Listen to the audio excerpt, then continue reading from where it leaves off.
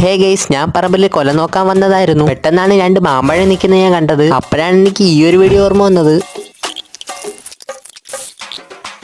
ആദ്യം കട്ടിമോട് എടുത്തിട്ട് മാങ്ങ കുരുകുര അരിയണം. ഗൈസ്, ഞാനിന്ന് മാംഗോ ഷേക്കാണ് ഉണ്ടാക്കാൻ പോകുന്നത്. ഞാൻ വിചാരിച്ച പോലെ മാങ്ങ അരിയാൻ കഴിഞ്ഞില്ല. ഇതുപോലെ അരിയാനാണ് ഞാൻ വിചാരിച്ചത്, പറ്റിയില്ല. അരിഞ്ഞു വെച്ചിരുന്ന മാങ്ങ കഷ്ണങ്ങൾ ഒരു ജാർ എടുത്തിട്ട് അതിലേക്ക് ഇട്ടു. അതിനുശേഷം കുറച്ച് പഞ്ചസാര ഇടണം. നല്ല മധുരത്തിന് വേണ്ടി ഞാൻ കുറച്ചധികം പഞ്ചസാര ഇട്ടു. എന്നിട്ട് ഒരു ഐസ്ക്രീം ഇട്ടു. അരക്കവർ പാലും ഒഴിച്ചു.